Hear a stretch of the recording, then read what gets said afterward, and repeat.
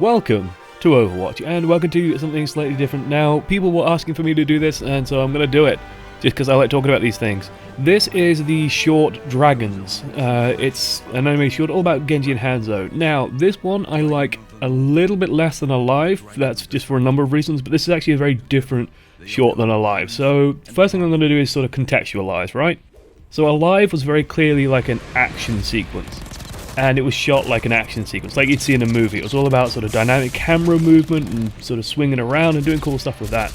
This is a much more sort of personal story, trying to characterize two of the heroes in the game. So the question I got to ask is, does it succeed in that? Like, how well does it succeed, but does it fail? I think it does a really good job with Hanzo. I actually think it struggles a little bit with Genji, of all people.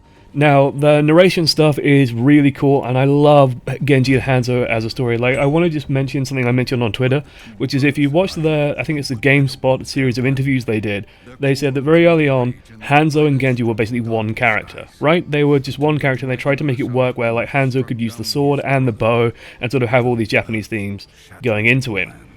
And what happened was they found that they couldn't make the sword work, basically, and so they separated them out and then made Genji as a result, or Green Cyborg Ninja Dude as he was known back then. So what ends up happening is you get these two brothers as a result, and they are some of the most interesting characters in the game, because to me they have like reflective themes on each other, okay? So for those of you who aren't aware of the story, Hanzo and Genji are part of the Shimada clan. They're basically Overwatch's equivalent of the Yakuza, right? They're Japanese mafioso, kind of criminal overlords, assassins, that kind of stuff. But they're all still steeped in like sort of ninja and that kind of thing, right? They very much play to that kind of stereotyping and that kind of stuff. Now, Hanzo was the serious brother. He was the mature brother. He was the older brother, and so he was going to be the inheritor of the clan. So he was going to lead it after his father died.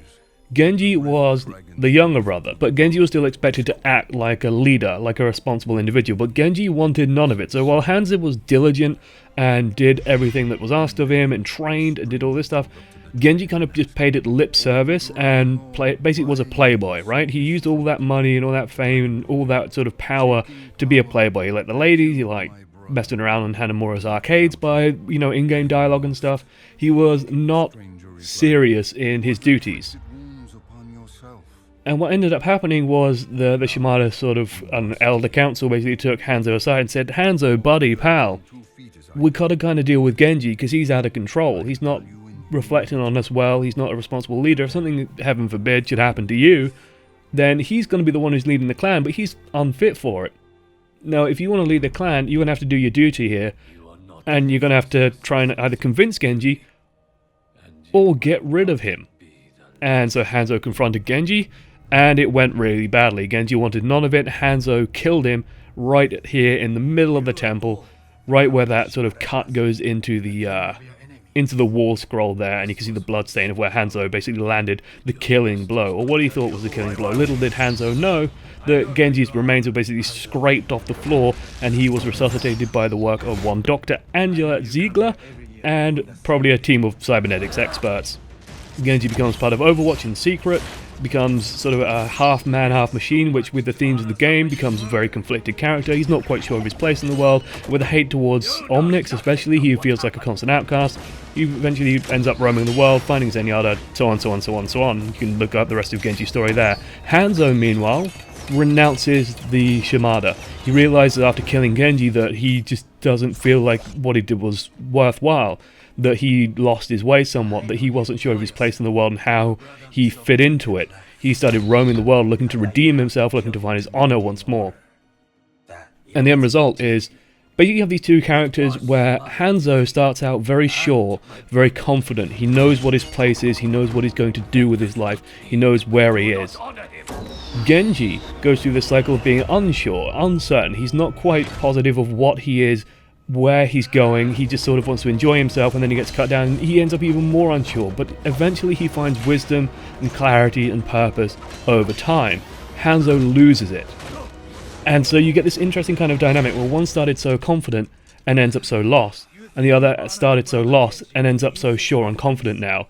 And it does reflect really nicely in kind of this duel where Hanzo starts out very confident, very sure, very sort of certain in himself, very almost arrogant in how he's dealing with the assassin that he thinks has come to kill him, and then ends up sort of getting completely blindsided, completely confused and lost, while Genji seems to gain more and more confidence throughout. Now, at the start, I said that I didn't quite like Genji in this one, and that's more because I don't fully grasp Genji's motives here.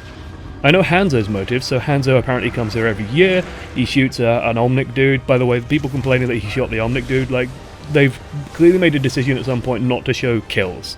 Basically, they don't want to show outright deaths. Even in the comics, like, there's no outright deaths of humans. Like in the McCree shot, he shoots people in the head, but you don't see penetration of the helmet, so it's conceivable that they're alive, but really, like, their brains would be like, I don't know, cottage cheese due to the impact. And so Genji, but yeah, they don't show deaths here, but, you know, what could Hanzo do? He's not going to choke out the Omnic, you know? So he stuns him or whatever, and then he takes out all these guys, and then Genji turns up, and we're not quite sure why Genji is here. Maybe he's just here for a meeting, and my take on it, at least, is that Genji isn't quite sure what he's going to find. He's trying to figure out what Hanzo's doing. He's heard that Hanzo comes back every year, he's heard that Hanzo does this. He's not quite sure why. He's not quite sure what's going on, and so as the duel progresses, Genji's motives might shift a little bit, might become a little bit more, let's see what Hanzo is doing. So he's basically asking, is Hanzo worth redeeming? Is Hanzo worth the time and effort to talk to try and bring into a lighter existence, you know, not controlling this criminal empire, but instead doing something more meaningful, something more uplifting with his life. Now, I've got to say, I do love how it's all delivered, and by the way, the sparrow feathers are amazing. So for those of you who aren't aware, Genji's skin, where he's like young Genji, young, handsome playboy Genji, where he looks so innocent, that skin is called Sparrow. And the feathers that you're seeing are sparrow feathers, so that's part of sort of honouring Genji, right? It's the idea that, you know, Genji was the sparrow, I guess.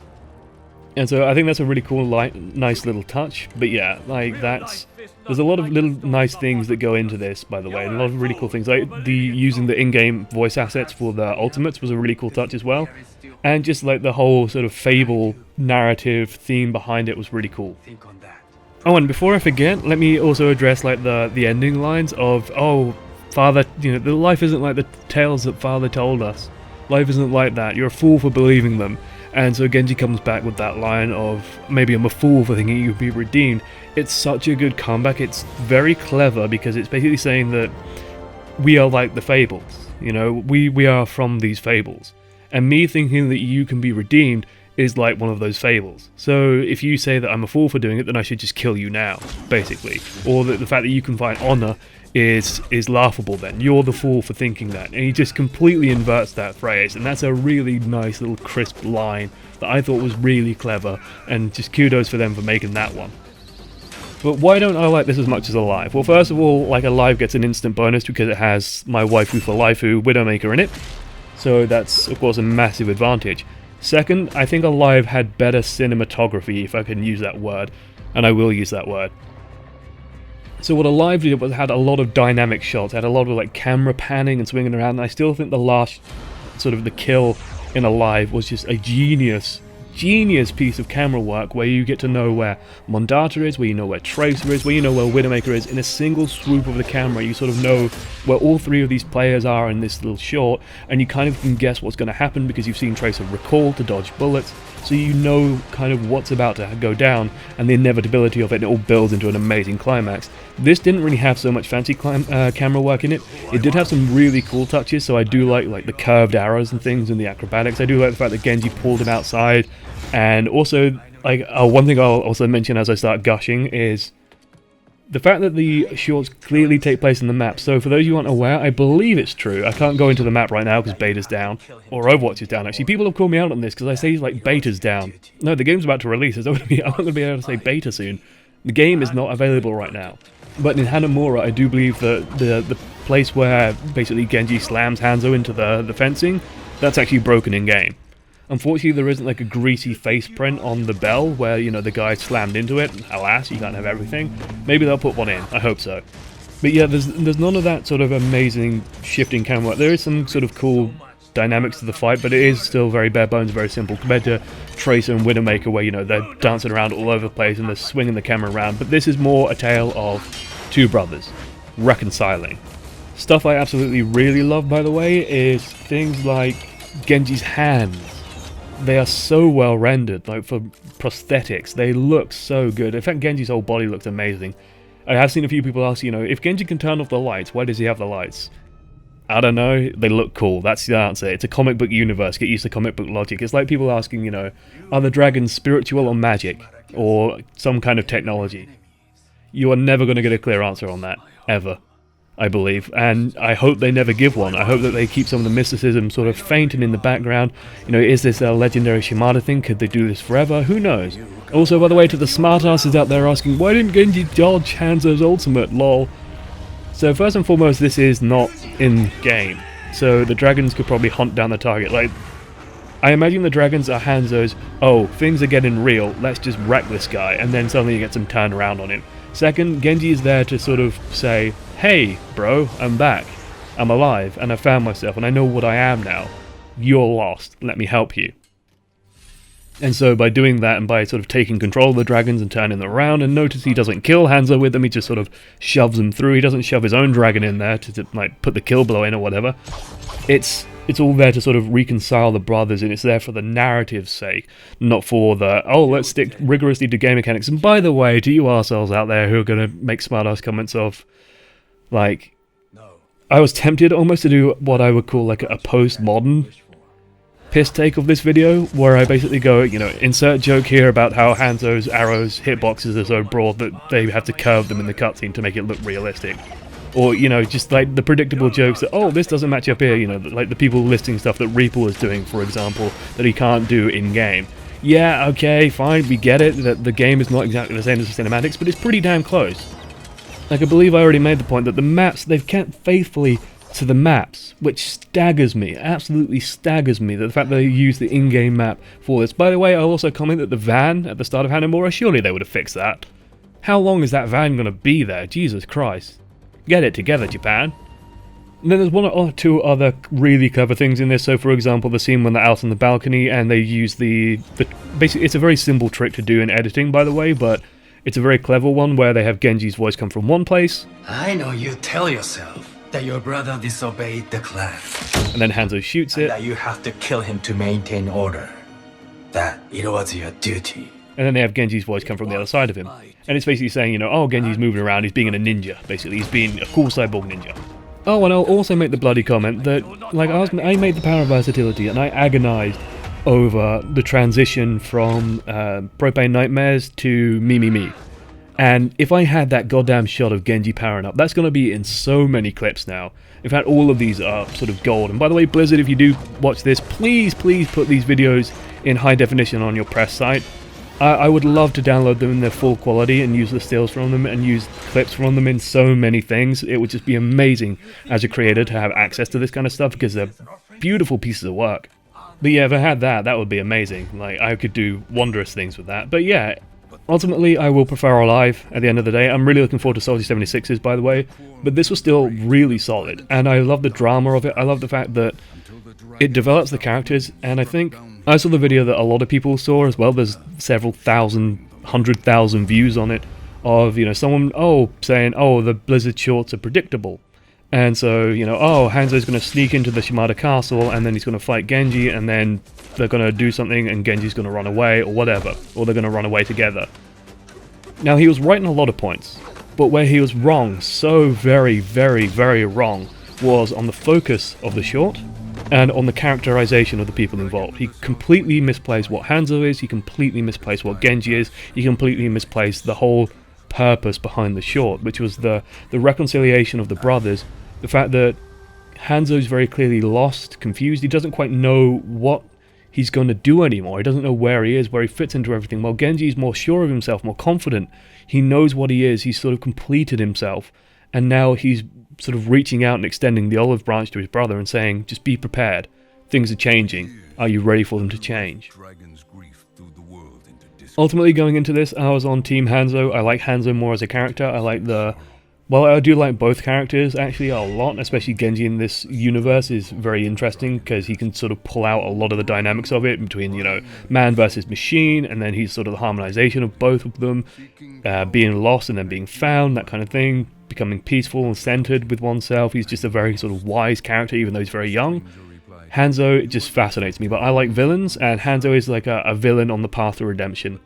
And I love that, and I love the fact that he has sort of these criminal ties, and that could pull into so many different interesting subplots with him, and I love him for it, and I'm still on Team Hanzo even after this. I think Hanzo comes out of this incredibly well as a robust character, and as someone you can be interested in, with an interesting story and an interesting path of where he could be going. I'll also finish out with two more things to talk about. So the first is that this animated short has some amazing stills in it. So while Alive had better cinematography, and I think Alive actually had better stills in it as well, this one still has some really damn good ones. So there's some really good imagery in there that, you know, the brothers on the balcony, for example, and just the dueling poses, stuff like that. It's all really cool to look at. Just really, really nice visual treats. Second, I talked about this in Alive and I'll talk about it here. I think maybe not 90%, but a good 70% of the hype and the feeling and emotion in these shorts comes from the sound design, the music, the texture of the short, and the nerd chills that come out of it come from a mixture of things. But it's, I'd say, like 20% you guys knowing the characters and caring about them, and a good 60% comes from the music. The music in this is done so well with sort of traditional Japanese themes, but it swells at the right times, it crescendos at the right time. Blizzard have always had amazing musicians and talented composers working with them, and there's no shortage of that here. It worked well in Alive, it works well here. Hats off to you sound guys, you never get enough love, so I'm going to give you some right now. Do it then. I'll also say that the voice acting is superb. Like, it's really, really good. I really like Genji's sort of stilted English accent, by the way. It's like a really, really cool Japanese accent. It's never goes into sort of racism. It just sounds like a Japanese guy speaking English in a kind of stilted way, but he sounds so calm, so peaceful, so willing to explain things, but patient and sort of in control, while Hanzo is very angry and brash and manly, masculine. It's awesome. I love it. So yeah, well done all round. Like, it's an amazing short. It's a brilliant piece of work. And also, to those of you, and I'll finish off on this, to those of you saying, oh man, I want an Overwatch movie, forget a Warcraft movie, an Overwatch movie. I really don't want an Overwatch movie. Instead of having a 2-hour movie, that's what, 120 minutes? I'd rather have 12 shorts, 12 10-minute shorts, because I think you can do more with a comic book universe in a short than you could ever do in a movie. In a movie, you've got to establish like a plot, and you've got to have like long-running themes and long-running interactions, and I don't think these characters would hold up to that so well. With shorts, you build flashpoints, and the rest of the world just sort of seamlessly builds around it, and I think that's a better place for Overwatch to be. So I'd rather have just a shitload of shorts than a movie. Now, I am massively looking forward to the Soldier 76 short, by the way. The gang members look amazing. They have, like, glowing skulls and, like, Mexican sort of death iconography on them. They look absolutely superb. Can't wait for that one. Soldier 76 is also just, again, a character that I love, and his voice actor is amazing, so I can't wait to see what that's going to be. Yeah, thanks for watching to the end. This has been me talking about dragons. Hopefully this was entertaining. I don't know how I make videos and put them out there. Let me know in the comments if it was entertaining. Let me know what you liked about dragons. Did you like it more than Alive? Did you like it more than Recall? And are you looking forward to Soldier 76? Toodles.